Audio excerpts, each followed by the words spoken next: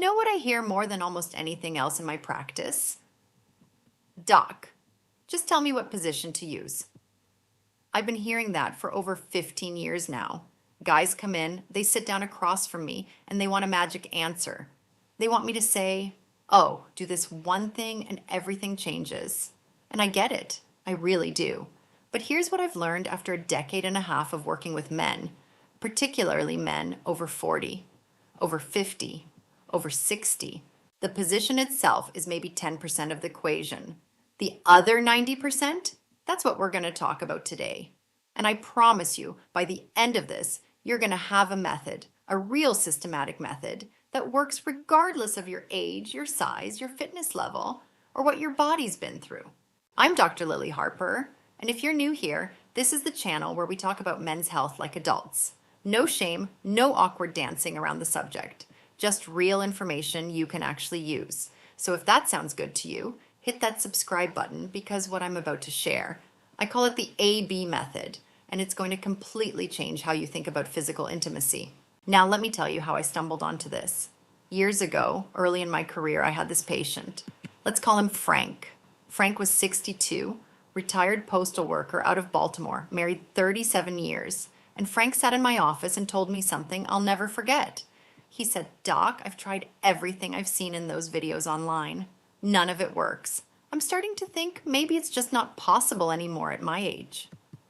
And the look on his face, that mixture of frustration and resignation, I've seen it 1,000 times since. Maybe you're wearing that same look right now. Here's what I told Frank, and here's what I'm telling you. It's not about finding the perfect position. It's about finding what works for your body and your partner's body right now, today, at this stage of your life. And the way you do that is through what I call A/B testing. Now, if you've ever been in business or marketing, you know what A/B testing is. You test option A against option B, you see which one performs better, and then you refine from there. Same exact principle applies here. But before I get into the method, I need to address something I see in the comments all the time, and I know a lot of you are thinking it right now. Some of you are saying, Lily, the problem isn't technique, the problem is my partner isn't interested anymore. Or, we haven't been intimate in years. Or, she never wants to try anything new. I hear you. I genuinely hear you. And I want you to know that if you're in that situation, the technique stuff we're about to cover is still important, but it's only half the picture. The other half is communication, connection, and sometimes professional help from a couples therapist. There's no position in the world that fixes a relationship where two people aren't talking to each other. I've seen it over and over in my practice. The couples who have the best intimate lives after 50, after 60, after 70, they're the ones who actually talk about what feels good and what doesn't. So if your partner is willing, bring them into this conversation. Watch this together if you want. This isn't just for you. It's for both of you. All right, now let's get into it. Here's what most people don't realize, and this blew my mind when I first dug into the research. I used to think the whole positions conversation was kind of overrated. People would come in wanting to know about some exotic position they saw somewhere, and my thinking was always that there are really only about 5 core positions, and everything else is just a variation. So I went out and bought every book I could find. You know the ones. 107 sex positions, or the complete Kama Sutra, or whatever's on the shelf at Barnes & Noble. And I went through them as a researcher with a hypothesis. I think there's only 5 positions. And you know what I found? There are way more acrobatic positions in those books that even fitness enthusiasts in their 20s can't sustain. But if you rule out the gymnastics, and let's be honest, at our age we should absolutely rule out the gymnastics. There really are about 5 positions to focus on. Missionary, partner on top, from behind, side by side, and standing. That's it. Everything else in those books is just a modification of one of those 5. And that's actually great news, because it means you don't need to memorize 100 positions. You need to master the adjustments within 5, and that's where the A/B method comes in. Let me walk you through exactly how this works. Let's use missionary as our example since it's probably the most common starting point. Your A test is missionary, flat on the bed, just the standard way you've probably been doing it for years. Your B test is missionary with a pillow under her hips. You try both. You ask, or better yet, she tells you, Which one felt better? If B wins, if the pillow made a difference, now you've got a new starting point. So your next A/B test is moving that pillow up a little bit versus down a little bit. Those become your new A and B. Then you try a thicker pillow versus a thinner one. Then maybe you try one of those wedge pillows versus a regular pillow.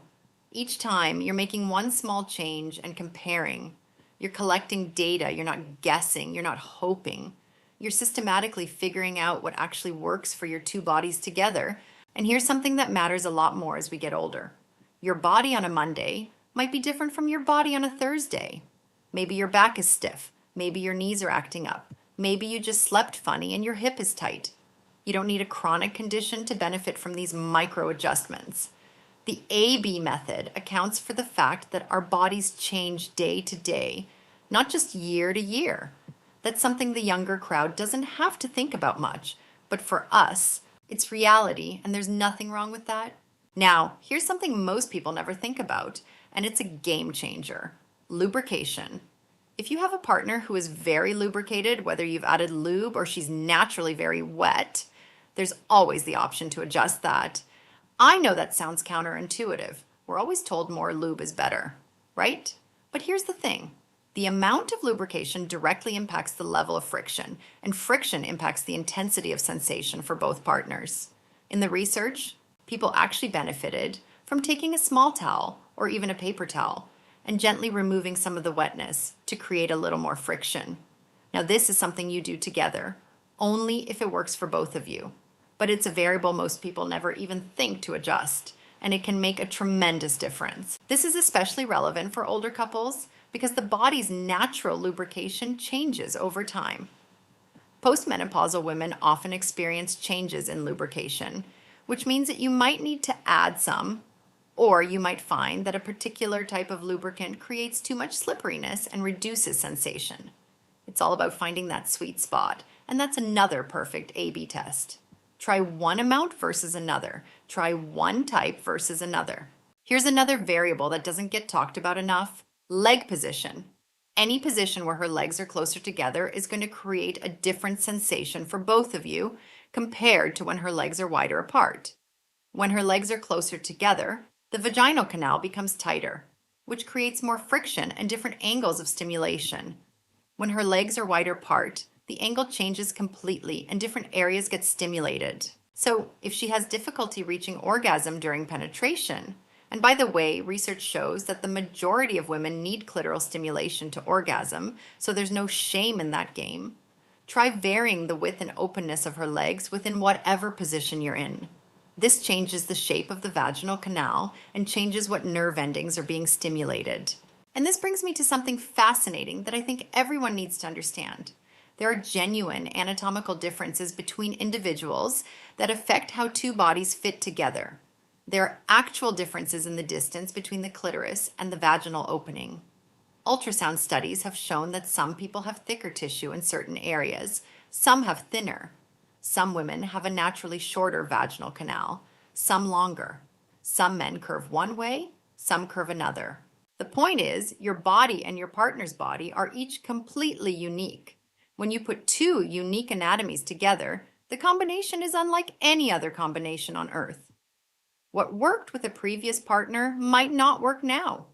What your buddy told you works great might do nothing for you.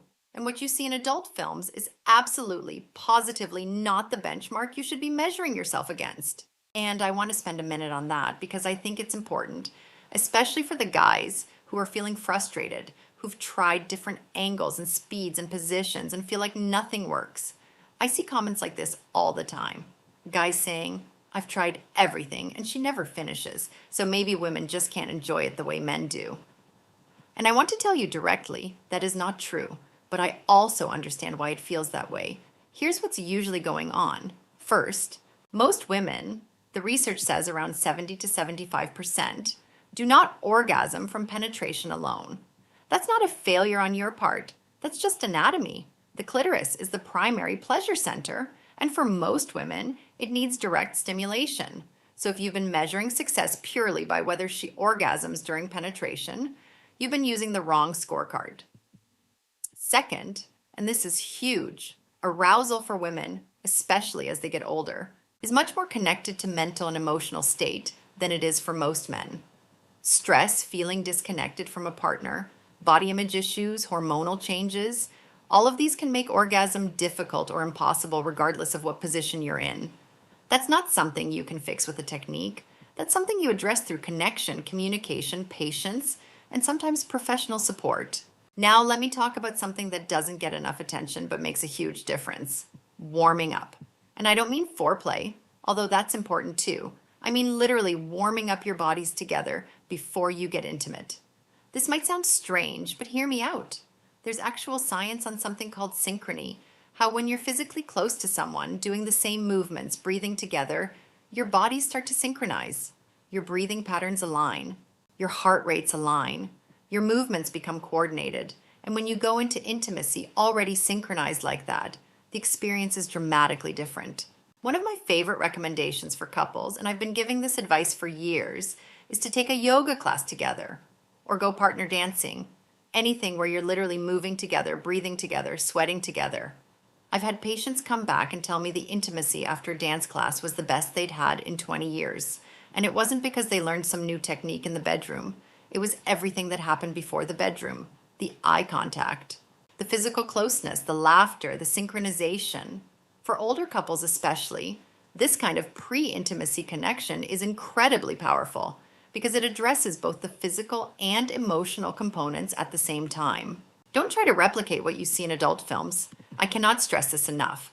Those performers are professionals. They have a whole team. They have cameras that pause and restart. They have warm-up routines that take 30 minutes or more. They have medical professionals on set because injuries are common. Those people trained for years to do what they do. That would be like watching Cirque du Soleil and then going home and trying to do acrobatic backbends with your wife. No, those folks are trained athletes. You don't get to skip the 10 years of preparation and go straight to the finale and expect the same results from your body. And frankly, most of what you see in those films isn't even pleasurable for the performers. It's designed to look good on camera, not to feel good. Now here's something crucial that impacts everything we've talked about, and this is especially relevant for men over 40. Blood flow and circulation. Because no matter what position you're in, no matter how perfectly you've adjusted the angle or the leg width or the lubrication, if blood isn't flowing properly to your genitals, arousal becomes difficult and performance suffers. Here's what most men don't realize. Nitric oxide production naturally declines as you age, just like testosterone does. And nitric oxide is the molecule that relaxes and dilates your blood vessels so blood can flow to where it needs to go. Less nitric oxide means weaker erections, reduced sensitivity, and difficulty maintaining firmness. This isn't a personal failing. This is biology. It happens to every man. The good news is, there are things you can do about it. Regular cardiovascular exercise is probably the single best thing for maintaining healthy blood flow. Walking, swimming, cycling, whatever you enjoy and can sustain. Beyond exercise, there are natural supplements that support nitric oxide production. Watermelon, for example, is one of nature's richest sources of L-citrulline, an amino acid your body converts into L-arginine and then into nitric oxide. Research shows citrulline is actually more effective than arginine at boosting nitric oxide because it bypasses liver metabolism. You can eat more watermelon, or you can find a quality citrulline supplement. Just make sure whatever you choose is from a reputable source with transparent ingredients. More nitric oxide means better blood flow to your entire body, including your genitals, which means better firmness, better sensitivity, and better ability to maintain what you need for as long as you need it. So let's put it all together. The A/B testing method. Here's your action plan. Start with one of the 5 core positions. Missionary, partner on top, from behind, side by side, or standing. Pick whichever one you're most comfortable with. Make one small adjustment, just one. A pillow under her hips, her legs a little closer together, a slightly different angle. Try it, then ask, do you like A or B better? And listen to the answer. Really listen. Then take the winner and make another small adjustment. Test again. Keep going. The variables you can test are almost infinite within those 5 positions.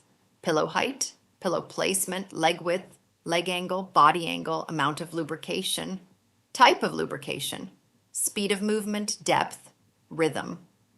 Where your hands are, where her hands are. Every single one of these is something you can adjust and test. And remember, what works today might need adjusting next week. Our bodies are always changing, and that's okay. That's not a problem to solve. That's just life. And the A-B method gives you a framework to adapt with it. But remember what I said earlier. Technique is only half the equation. The other half is showing up emotionally. Talk to your partner. Ask what feels good.